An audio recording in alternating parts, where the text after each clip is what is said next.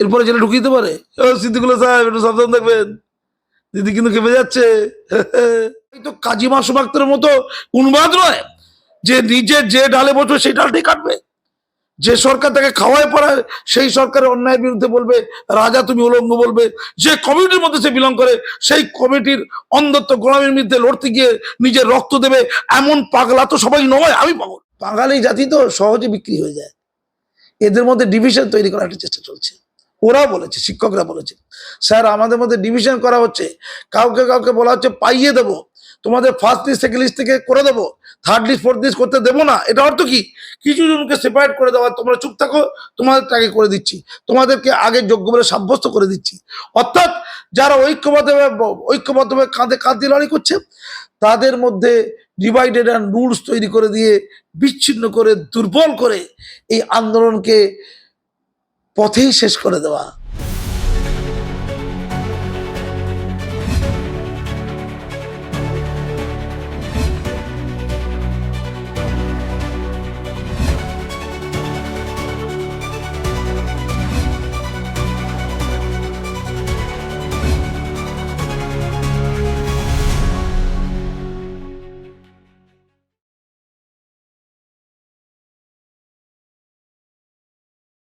আমি যাওয়াতে বিধাননগরের যিনি পুলিশ অফিসার তিনি আমাকে চিনতেন, তাকে বললাম ওদের অভিযোগ অনুযায়ী, ওদের আবেদন অনুযায়ী ওই অসহায় বঞ্চিত, হকের চাকরি থেকে বঞ্চিত যারা শিক্ষক প্রার্থী, হবু শিক্ষক, তাদের থেকে আমি পুলিশকে বলে, অফিসারকে বলে জলের বন্দোবস্ত করেছিলাম, লাইটের বন্দোবস্ত করেছিলাম এবং ওই পেয়ানি ইউরিনালটা খুলে দেওয়ার ব্যবস্থা করেছিলাম সারা রাত সারাদিন। আমি করেছিলাম। যেই কাজটা হয়ে গেছে হঠাৎ করে নেতা দৌড়ে চলে এলো তার সঙ্গিনীকে নিয়ে, এসে যে চিৎকার করে বললো বায়ো টয়লেট চাই 10 মিনিটের মধ্যে।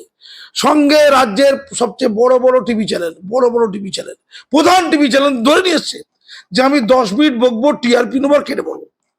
চিৎকার করে বলছে 10 মিনিটের মধ্যে যদি বায়ো টয়লেটের জন্য আবেদন করতে হয়, সিস্টেম আছে, 10 মিনিট আসে না। তিনি কিন্তু বলছে 10 মিনিট আসছে, ঘড়ি দেখছে 10 মিনিটের মধ্যে 5 মিনিট হয়ে গেছে। কমিশনার পুলিশকে ফোন করছে, মানে কমিশনার পুলিশ তার বাড়ির কাজের লোক, ফোন করলে দৌড়ে চলে আসবে।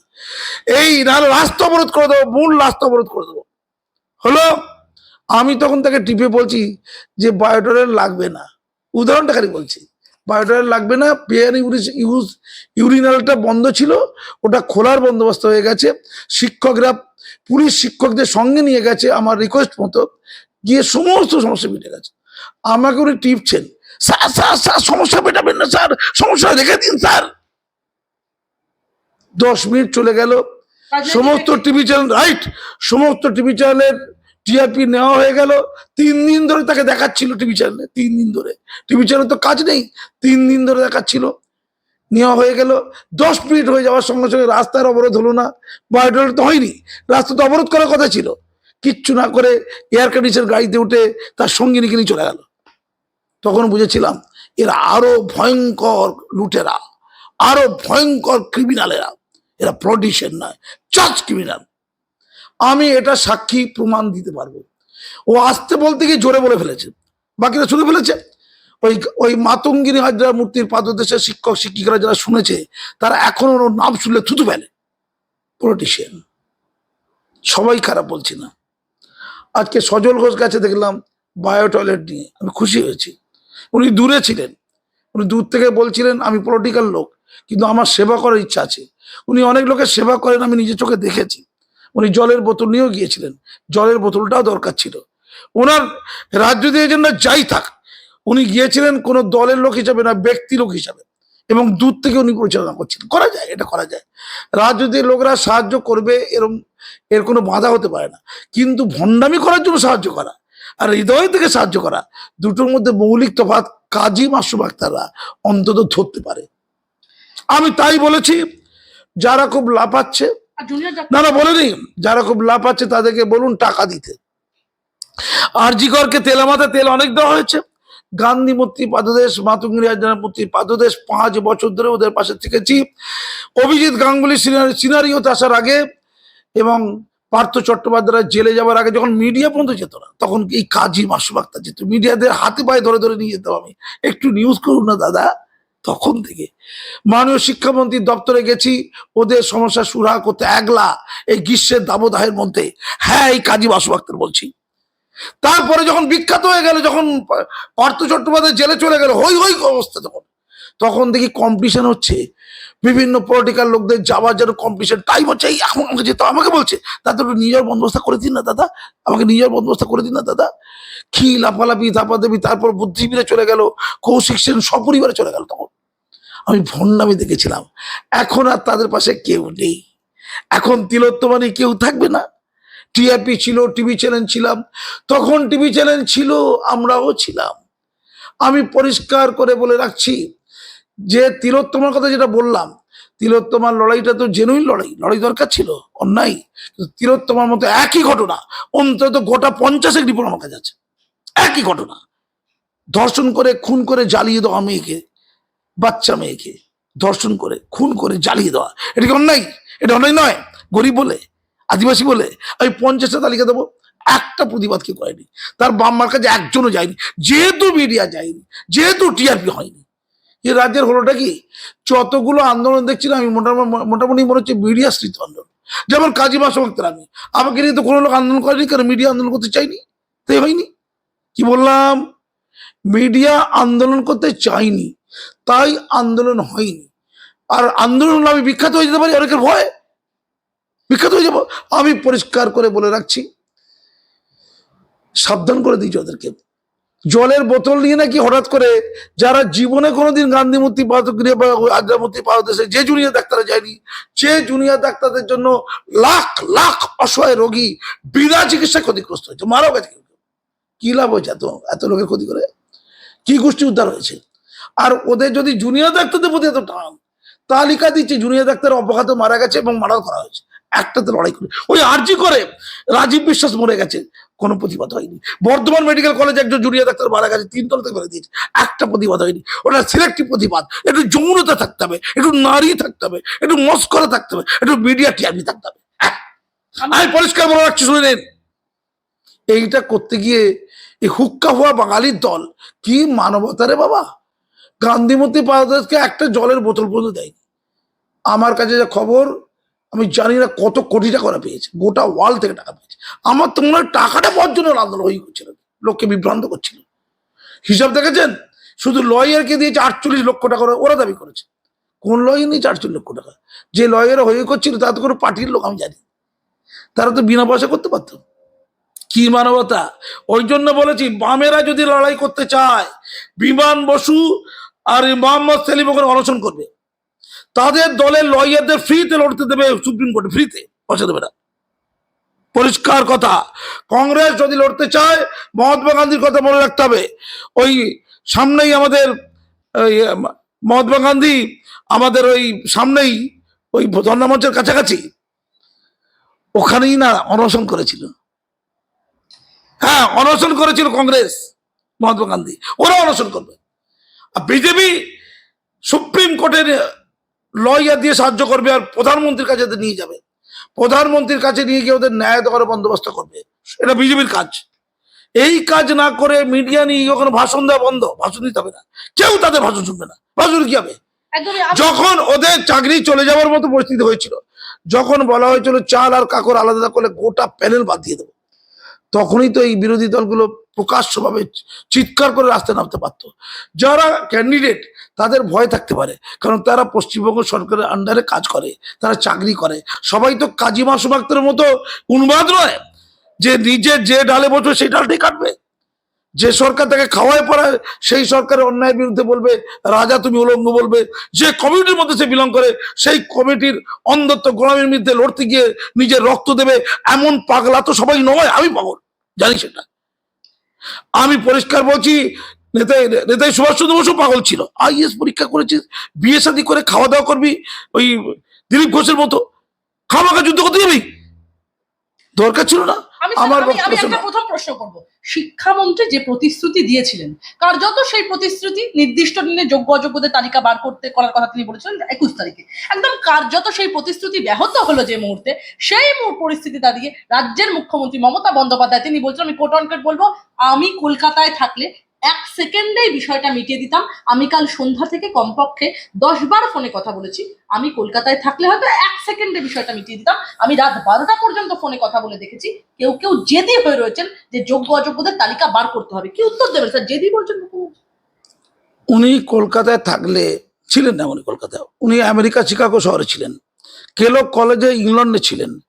উনি আকাশ পাতাল ভেদিয়া উচ্চকণ্ঠে অন্য জায়গায় ছিলেন। সেই জন্য এখানে গান্ধীমতি পাদদেশ হয়ে গেল, উনি ছিলেন না, তাই সমাধান হয়নি। এখানে মাতঙ্গিনী হাজরামতির পাদদেশ হয়ে গেল, উনি ছিলেন না। এখানে তিলোত্তমা ঘটনা ঘটে গেল, উনি ছিলেন না। এখানে পার্থ চট্টোপাধ্যায় অর্পিতাদের সাহায্য নিয়ে নীরবে চুরি করলেন, তখন উনি ছিলেন না, উনি দেখতে পাননি। এখানে কুন্তল পয়দা হলো, শান্তনু পয়দা হলো, অয়ন পয়দা হলো, কালীঘাটের কাকু পয়দা হলো, আর জনৈকু পয়দা হলো, উনি ছিলেন না, দেখতে পাননি। উনি এই এই 3 বছর ধরে সুপ্রিম কোর্ট বলছে, হাইকোর্ট থেকে সুপ্রিম কোর্টে যাওয়ার পর, যোগ্যদের তালিকা পাঠান, যোগ্যদের তালিকা পাঠান, নাহলে গোটা প্যানেল বাতিল করে দেবো। তখন তিনি পশ্চিমবঙ্গে ছিলেন না। উনি কি তাহলে অন্য জায়গায় লুকিয়েছিলেন, শামসেরগঞ্জের কোন এক জায়গায়? কোথায় ছিলেন উনি? ওনাকে এটা গবেষণা হওয়া দরকার আছে। দিদি ছিলেন না, এর উপরে পিএইচডি করতে হবে। কি বললাম?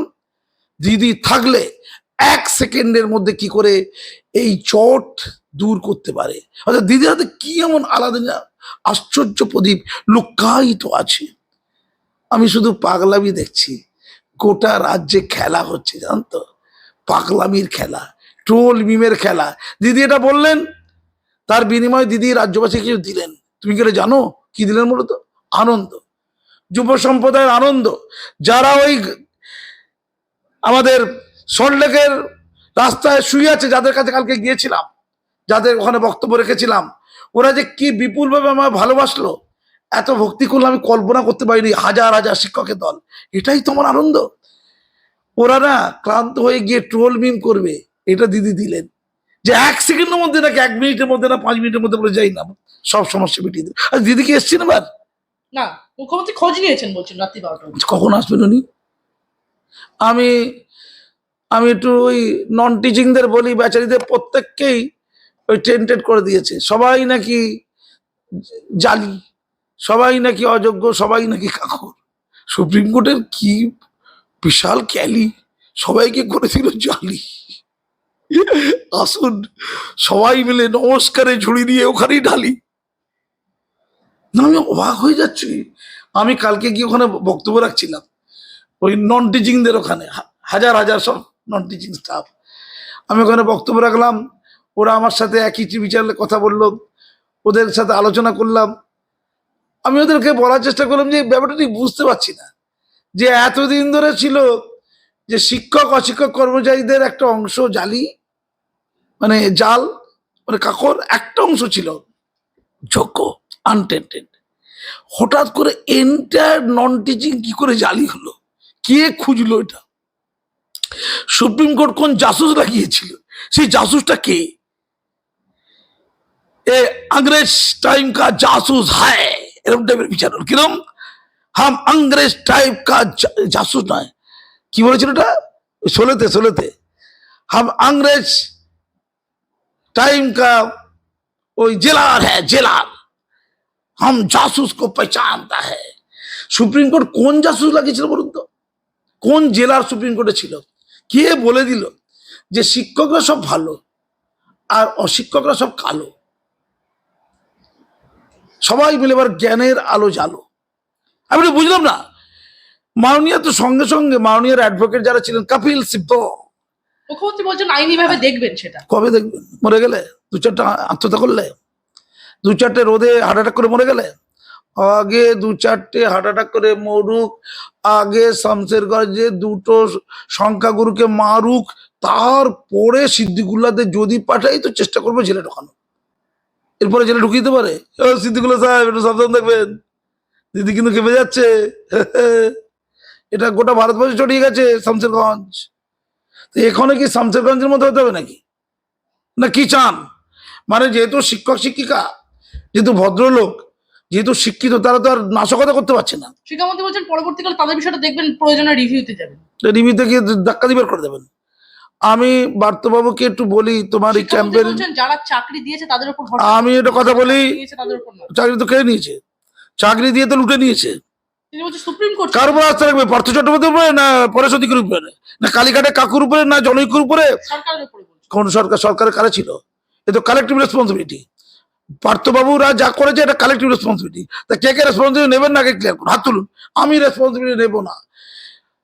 এই ববি হাকিমকে তার উত্তর দিতে হবে। ববি হাকিম বলেছিলেন যা কিছু পার্থবাবু করেছে ওটা যে কালেকটিভ রেসপন্সিবিলিটি।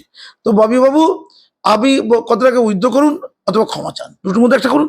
আমি পরিষ্কার করে বলছি যে নন টিচিং যারা আছে তাদের প্রত্যেকের চাকরি চলে যাবে, তাদের একটা যোগ্য নেই। সুপ্রিম কোর্ট নাকি বলেছে কোথাও নাকি 80%, কোথাও নাকি 48%, কোথাও নাকি 40% এদের মধ্যে জালি। কাদের মধ্যে? নন টিচিং এর মধ্যে। তাহলে পুরো নন টিচিং কে কি করে বেতন বন্ধ করে দিচ্ছেন? তাহলে নন টিচিং এর যে অংশটাকে আপনারা যোগ্য বলে মনে করছেন তাদেরকে 31শে ডিসেম্বর পর্যন্ত সময় দিচ্ছেন না কেন? উত্তর দিন। আর বার্তবাবু বলছেন আমরা রিভিউ পিটিশনে যাবো, তারপর দেখা যাবে। না, দিদি তো অ্যাডভোকেট, আমি অ্যাডভোকেট নই। আমি আপনাকে বলে যাচ্ছি, শুনুন, পরিষ্কার করে আদালত বলবে রিভিউ পিটিশনে কি নিয়ে আসছেন, আপনার মাল মশলা কি আছে, কিসের জন্য পিটিশন করছেন?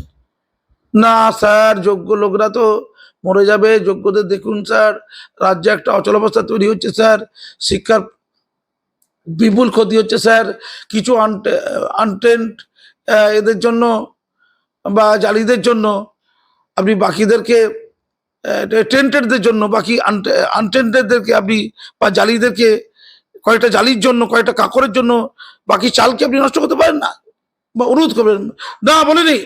তখন তারা বলবে, পার্থবাবু, তখনই তারা বলবে যে কথাটা শিক্ষকরা বলছে, যে আমি কথা, একটা কথা বলবো। আরে কথা শোনো, ধৈর্য দিই তোমাদের, যে কথাটা রাস্তায় যারা বসে তারা বলছে যোগ্যদের তালিকা যদি সুপ্রিম কোর্ট না পায় রিভিউ পিটিশন শুনবে কেন? সুপ্রিম কোর্ট তখন বলবে ঠিক আছে, আপনারা বলছেন যোগ্য, শ্বেতপত্র দিন, শ্বেতপত্র দিয়ে প্রমাণ করুন আপনাদের কাছে ডকুমেন্ট আছে ওটা যোগ্য, এই কাগজটা দিলাম।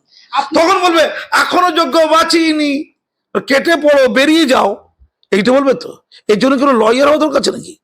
না না, এটা একটা কথা কথা শুনেন, সুপ্রিম কোর্টে রিভিউ পিটিশন করে কি কেল্লাফতে করবে? সুপ্রিম কোর্টে রিভিউ পিটিশন করলে জাস্টিসরা তো ওইটাই চাইবে যে আপনারা আগেও যোগ্যদের নিয়ে আসেননি তালিকা, এখনো যোগ্যদের তালিকা দেননি, তা কিসের ভিত্তিতে আমি কাকে যোগ্য বলবো, কাকে ছাড়পত্র দেবো? না, আপনারা যখন এই কথা বলছেন, রাজ্যের মুখ্যমন্ত্রী স্বয়ং বলছেন যে শিক্ষক শিক্ষিকারা যারা বসে রয়েছেন তারা কেন কষ্ট করে বসে রয়েছেন এই গরমের মধ্যে? আপনারা স্কুলে যান, চাকরিহারা শিক্ষক শিক্ষিকারা বেতন পাবেন, সেটা আরো একবার সুনিশ্চিত করলেন তিনি। এবং মুখ্যমন্ত্রী আরো বলছেন যে সুপ্রিম কোর্ট আপনাদের চাকরি বাতিল করেছিল, টাকা বন্ধ করে দিয়েছিল, আমরা তো রিভিউ পিটিশন করেছিলাম, তাতে তো আমরা বলেছিলাম আপনারা মাইনে পাবেন, সিস্টেম অনুযায়ী বেতন চলে যাবে, কারোর প্ররোচনা দেওয়ার দরকার নেই, কে যোগ্য আর কে অযোগ্য সেই তালিকা দিয়ে আপনাদের হবেটা কি? বেতন তো পাচ্ছেন আন্দোলনকারী চাকরিহারা। কে বলে বেতন পাচ্ছে? জুলাই, এই এপ্রিল মাসের বেতনের রিকুইশন আজকে পর্যন্ত গেছে কি? এপ্রিল মাসের বেতনটা কে পাবে কে পাবে না এটা কে ঠিক করে দেবে? এটা ডিআই ঠিক করবে না স্কুল হেডমাস্টার ঠিক করবে? আগে ক্লিয়ার করুন তো। পোর্টালে যাদের নাম আছে, যাদের যাদের পোর্টালে নাম আছে প্রত্যেককে বেতন দিতে হবে, এই মর্মে কোনো অর্ডার কি স্কুলে গেছে? যে স্কুলে 2016 সালে ক্যান্ডিডেট নেই তাদের কোনো বিতর্ক নেই, যে স্কুলে 2016 সালে শিক্ষক অশিক্ষক ক্যান্ডিডেট আছে এরকম হাজার হাজার স্কুল, তারা অনেকে স্যালারি এখন পর্যন্ত রিকুইশন জমা দেয়নি, মানে চাহিদাপত্র। রিকুইশন জমা দেওয়ার ডেট কবে ছিল? লাস্ট ডেট সাধারণভাবে লাস্ট ডেট হয় প্রতি মাসের 10 তারিখ, অর্থাৎ এপ্রিল মাসের 10 তারিখ। আজকে ক তারিখ? 22 তারিখ চলে গেছে। আর এই প্রসেসিং করতে ট্রেজারি থেকে টাকা আসতে 1 সপ্তাহ লাগে, তাহলে আর কদিন হাতে আছে? টাকা তো পাবে না। এবার কোন টিচারের টাকা পাবে, কোন টিচারের টাকা পাবে না, এটা কে ঠিক করবে? স্যালারি তো পাঠায়নি কারো এখন পর্যন্ত অনেক স্কুল। মাননীয়, আপনি একটু খোঁজখবর রাখেন। আমি আপনাকে বলছি সমস্যাটা সমাধান করতে হবে আপনাকে, আপনাকে বলতে হবে যে কার বেতন করব আর কার বেতন করব না। আপনি তো নন টিচিংদের কথা বলছেন না, নন টিচিংদের বিষয়ে প্রধান শিক্ষকরা কি দায়িত্ব নেবে, ডিআই কি দায়িত্ব নেবে? আগে উত্তর দিন। নন টিচিংদের বেতন কি এপ্রিল মাসে হবে? ইয়েস অর নো, আপনি উত্তর দিন। ভাবের ঘরে চুরি, লোককে বোকা বানাচ্ছেন। শিক্ষকরা কি এতই বোকা ম্যাডাম? আমি বুঝলাম গ্রাম অঞ্চলের লোকজন বোঝানো টোঝানো, তাদেরকে বুঝিয়ে দিলেন, ডাক্তারদেরকে চা খেতে বলেছিলেন, এদের জন্য কত দুঃখ করে রাস্তায় শুয়ে আছে কেন, কত দুঃখ আপনার আপনার তিনি বলছেন এত জেদ করছেন কেন শিক্ষকরা, লিস্ট চাই বলছেন কেন? শিক্ষক তো পাগল। তো 26,000 শিক্ষক অশিক্ষিত, এরা পাগল, উন্মাদ, এরা সব ছি কথা রে ভাই। স্যার, এখন না না না না, মমতা শিক্ষকদের তাহলে মর্যাদা নেই, এরা তাহলে নির্বোধ। তাহলে যে শিক্ষকগুলো না খেয়ে না দিয়ে সারা রাত ধরে কাল থেকে জেগে আছে, এটা নির্বোধ। কিন্তু আরো আরো সম্মান। এর দুধের গাই বলেছিল ঠিক ছিল, এই শিক্ষকদের কি গাই নাম দেবে? এরা কি গাই? শিক্ষিত গাই? না না, আমি বুঝতে পারছি না কিছু। আমি তো পরিষ্কার করে মাননীয়াকে বলছি, আপনি কি এসে গেছেন? ধরলাম বার্তাবর্ত বোঝেন, আপনি অনেক বোঝেন। নন টিচিংদের বেতনটা এপ্রিল মাসে হবে কি? নাকি বলুন, এপ্রিল মাসে নন টিচিংদের বেতন হবে কি? সুপ্রিম কোর্ট নন টিচিংদেরকে পুরো বাদ দিয়েছে। আপনি কি করবেন? উত্তর দিন। ওরা ভয় পাবে না? ওরা আতঙ্কিত হবে না? নন টিচিংদের মধ্যে যোগ্য আছে, সুপ্রিম কোর্ট নিজেও বলেছে যে একটা বড় অংশ তারা হচ্ছে জালি বা কাকর, একটা যোগ্য অংশ আছে তারা যোগ্যদের চাকরি হবে না কেন, এই বেতন হবে না কেন? সুপ্রিম কোর্ট বলেছে পুরোটা বাতিল করতে। এটা তো একই জাতের পৃথক ফল, এ তো নাইনসাফি। কোনো যুক্তিতে তো এটা খাটে না, কোন যুক্তিতে খাটে না। ফলে নন টিচিংদের বেতন দিদি কাদের বেতন করাবেন নাকি কারো বেতন করাবেন না, এটা দিয়ে কালকে সকালবেলা একটা শ্বেতপত্র ছাড়বে। না না, ক্লিয়ার করি। আর টিচিংদের মধ্যে যোগ্যদের তালিকা, নন টিচিংদের মধ্যে যোগ্যদের তালিকা যতক্ষণ না প্রকাশিত হচ্ছে, প্রকাশিত হয়ে তাদেরকে জানিয়ে দিতে হবে ভাই তোমরা যোগ্য, তবে তারা শান্তি পাবে, তবে তারা স্বস্তি পাবে। আর জানাতে হবে কাকে? স্কুলের হেডমাস্টারদেরকে, ডিআইদেরকে। আর জানাতে হবে কাকে? সুপ্রিম কোর্টকে, তাই তো? সেই তালিকা নিয়ে রিভিউ পিটিশনের সময় সুপ্রিম কোর্টে যেতে হবে। সুপ্রিম কোর্ট এখন যোগ্য অযোগ্যের কথা বলছে না, আগে বলেছিল। বলছে না তো কি হয়েছে? আমরা যে সুপ্রিম কোর্টে যাবো রিভিউ পিটিশন করতে, আমার মাল মশলা কোথায়? আমার অস্ত্রশস্ত্র কোথায়? আমার পড়াশোনা কোথায়? আমি একটু পড়াশোনা করলাম, এমএ পরীক্ষা বসে গেলাম, সেভাবে এমএ পরীক্ষা দিদি পাস করতে পারে, বাকিরা পাস করতে পারবে না, এটা শিওর। আপনি যে রিভিউ পিটিশন নিয়ে যাবেন, মাল মশলা কি বলুন তো? আপনি বিরাট পণ্ডিত, আপনার অনেক আইএস আইপিএস আছে, আমি চ্যালেঞ্জ করছি আপনাকে, বলুন আপনি কোন মাল মশলা চ্যালেঞ্জ দেবেন? করছেন? হ্যাঁ, মুখ্যমন্ত্রী বলছি উনি জানেন না, উনি তো লয়ার না মাননীয়া, আমি লয়ার, আমি লেম্যান। আইনের মারপ্যাচে ফেলতে পারবেন না, মাননীয়া বলছেন তিনি আইনটা ভালো করে জানেন। ও তাই? আচ্ছা, তাহলে আর তো ছাড়া পেয়ে যাবে, তাই তো? কালিকাটা কাউকে ভালোই আছে না? পার্থ চট্টোপাধ্যায়কে যে অ্যারেস্ট করা হচ্ছে সে বিষয়ে মাননীয়া বলছেন তিনি তো কিছু জানেন না, সে বিষয়ে তার তো কোনো প্রতিবাদ করেননি। কি কেন করেনি কেন? দিদি কত কথা জানেন। দিদি বলছে বাবরি মসজিদ ভেঙে মন্দির করা হয়েছে, এ নিয়ে কোনো আমার আপত্তি ছিল? মানে দিদির আপত্তি ছিল না। আমি একটা মানুষ কত বোকা। স্যার, মমতা বন্দ্যোপাধ্যায় এবং ব্রাত্য বসু বলছেন তারা সুপ্রিম কোর্টের রায় রিভিউ করবেন, কিন্তু প্রশ্ন উঠছে যেখানে তারা নিজেরাই কোর্টে গিয়ে আবেদন করেছিলেন, যেখানে তারা সম্মত হয়েছিল কনসেন্ট অর্ডারে, যেখানে তারা ইতিমধ্যেই নতুন নিয়োগের কথা লিখিতভাবে জানিয়েছেন। আমরা যতদূর জানতে পারছি ওয়েস্ট বেঙ্গল বোর্ড এডুকেশনের ডিপার্টমেন্টের একদম মুখ্য সচিব তিনি একদম চিঠি লিখে জানাচ্ছেন যে তারা নতুন করে নিয়োগ প্রক্রিয়া শুরু করবেন। সুপ্রিম কোর্ট নিজেই বলছে ফ্রড ছাড়া কনসেন্ট অর্ডারের রিভিউ হয় না, এখানে কোনো ফ্রড ছিল না, সব পক্ষের সম্মতিতে আদেশ হয়েছে। কি বলবেন? কিচ্ছু হবে না তো, রিভিউ সাকসেস হবে না, বাচ্চারা জানে। আমি একটা কথা বলি, আচ্ছা নতুন পরীক্ষা নিয়ে আলোচনা করে লাভটা কি?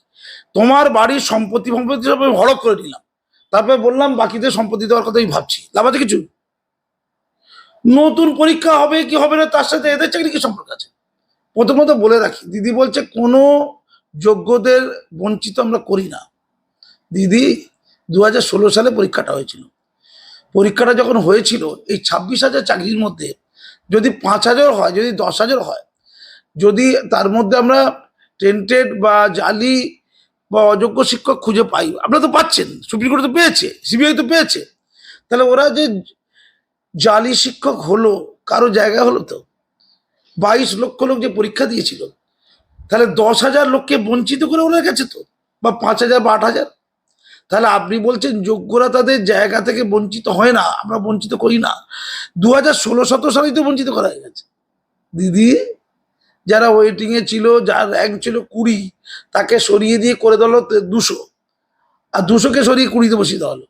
ওটা কি বঞ্চনা নয়? ওটা তো 2016 সালে 17 সালে সাধিত হয়েছে।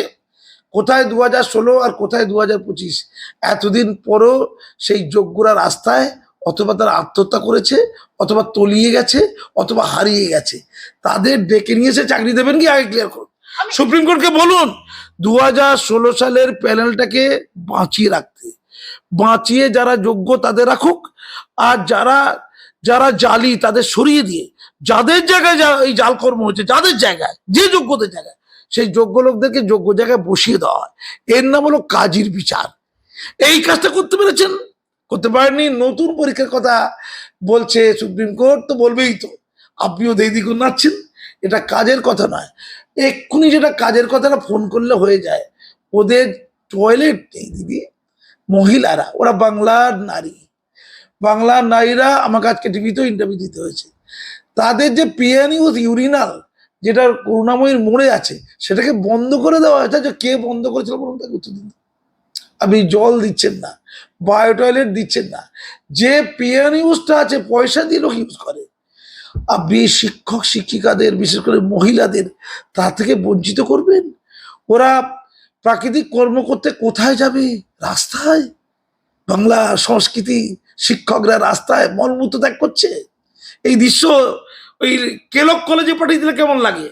যে বাংলার শিক্ষিকারা সব রাস্তায় মলমূত্র ত্যাগ করছে, কি সুন্দর দৃশ্য, দিদির রাজত্বে রাস্তায় শিক্ষিকা।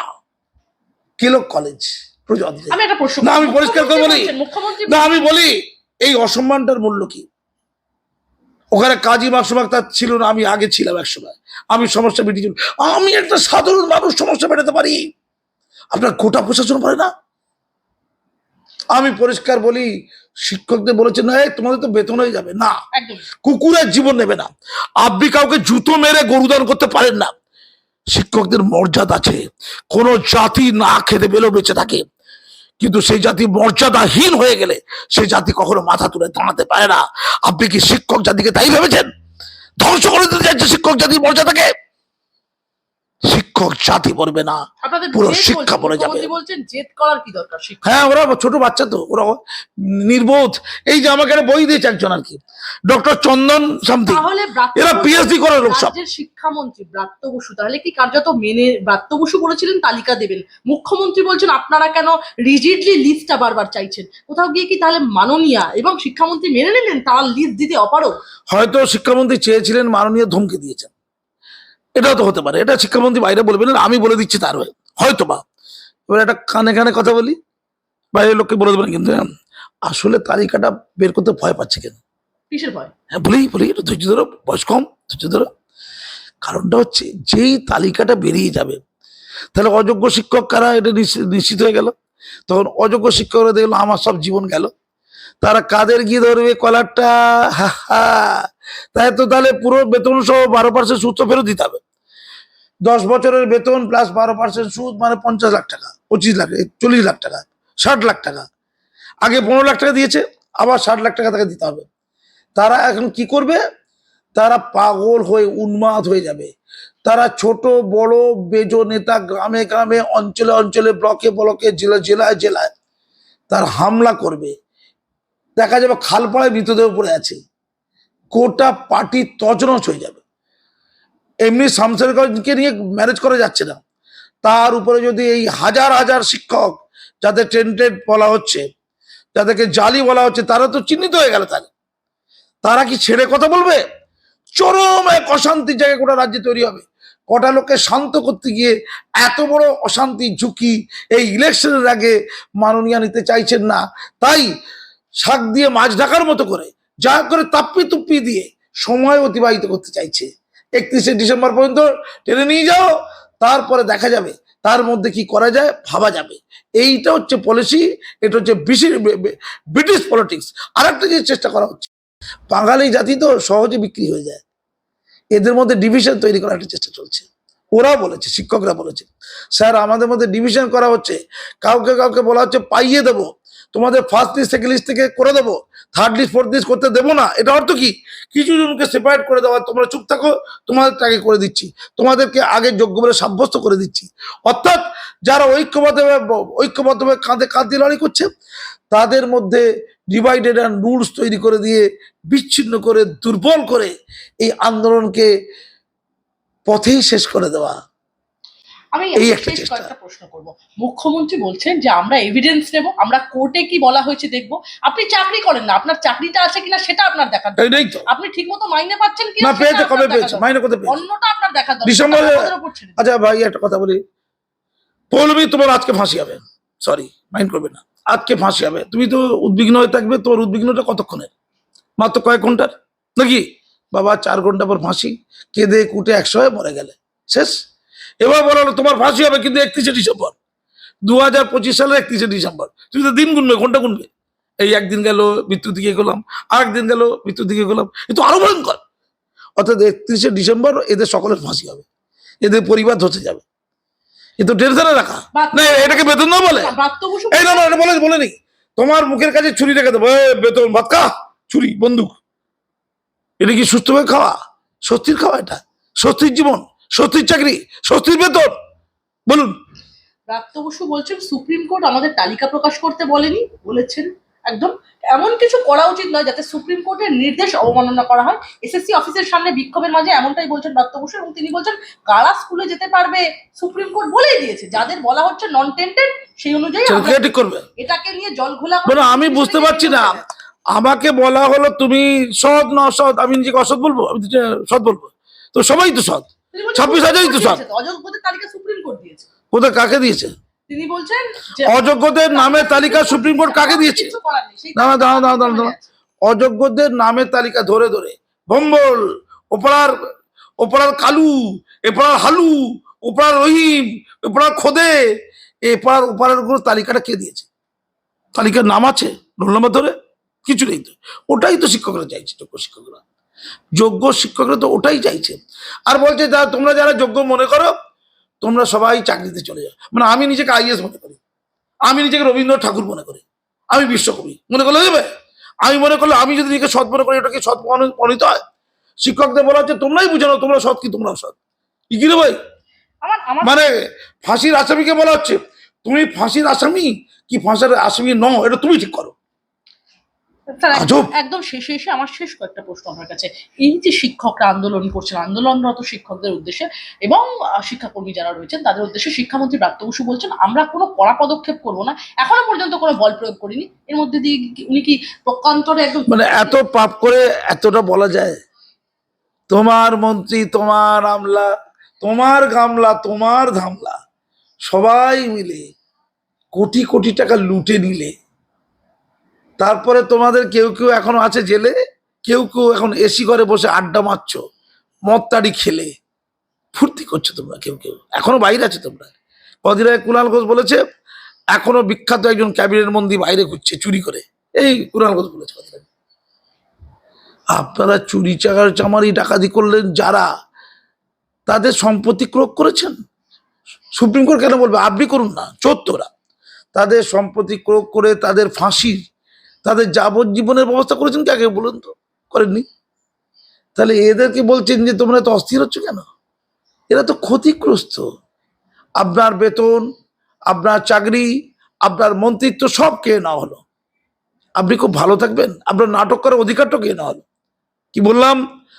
আপনার অধ্যাপনা করার অধিকার, আপনার নাটক করার অধিকার, আপনার মন্ত্রিত্বের অধিকার, চাকরি টাকরি থেকে আরম্ভ করে যা যা পদে সব অধিকার কে না হলো? রাস্তার ভিখিরি বানিয়ে দেওয়া হলো। আপনি কি খুব ভালো থাকবেন? আগে উত্তর দিন। থাকবেন না, তার কথা নয়। এরা কি করে ভালো থাকে স্যার? স্যার আপনি নাট্যকার স্যার, এরা কি খুব ভালো থাকে স্যার? মাসুম আক্তারদের মতো লোক আপনার আশেপাশে থাকেনি, তাই আপনার চোখ খুলে দিতে কেউ সাহায্য করেনি। আমি চোখ বন্ধ করে দেখতে পাচ্ছি আপনার চারিদিকে যে মোসাহিবির দল আপনাকে ধন্য ধন্য করে খুঁজে বেড়াচ্ছে, গোল করে ঘিরে রেখেছে। ওরা ঠিক সময় মতো আপনাকে ছুরি মারবে। ভয়ঙ্কর জিনিস। যারা চোর, চিটিং বা ছ্যাচোর, তারা পৃথিবীতে কখনো কোনো ভালো মানুষের, গুণী মানুষের কদরে লাগেনি। সাবধান। এক লহমায় চাকরি খোয়ালেন প্রায় 26,000 শিক্ষক। এই অবস্থা, এরপর আরো 32,000-এর ভবিষ্যৎ রয়েছে, তারপর আরো একের পর আসছে মিউনিসিপ্যালিটি থেকে শুরু করে একাধিক নিয়োগ। এত হাহাকার কিভাবে সামলাবে মমতা বন্দ্যোপাধ্যায় সরকার? এগিয়ে থাকা বাংলা, রাজ্য সব দিক দিয়ে এগিয়ে দিদি, সব এগিয়ে না? দুর্নীতিতেও কি কার্যত এগিয়ে স্যার? সুপারস্টার। এগিয়ে থাকাটা ছোট্ট কথা, সুপারস্টার দিদি। সততার প্রতীক সেই পোস্টারটা কোথায় দিদি? প্লিজ লুকিয়ে রাখবেন না, ওটা পাই যান দিদি, ওটাকে শর্ট লেগে নিয়ে যান দিদি। স্কুল সার্ভিস কমিশনের গেটের বাইরে সততার প্রতীক ছবিটা বেড়ে দিন দিদি। মধ্যশিক্ষা পর্ষদের সামনে, যেখানে টয়লেটের অভাবে হাহাকার করছে শিক্ষিকারা, কোথায় টয়লেট করবে খুঁজে পাচ্ছে না, জলের জন্য গলা শুকিয়ে কাঠ হয়ে গেছে, বিরোধী দলের লোকেরা সব জলের বোতল নিয়ে যাচ্ছে, আর যারা ওই 1000 টাকার জল কিনে 1 লক্ষ টাকা লিখিয়ে নেবে সেই জুনিয়র ডাক্তারদের দল জড়ো হয়ে গেছে, কারণ ওদেরকে কোটি কোটি টাকা পকেটে আছে, তো হিসাব দিতে হবে। তো দিদি ওখানে একটা সততার প্রতীক লাগিয়ে দেবেন, কি খুশি হবে, অন্তত সারা রাত কাটাবে ওই আপনার সততার প্রতীক দেখবে, আর ট্রোল মিম করবে, মজা ঠাট্টা করবে।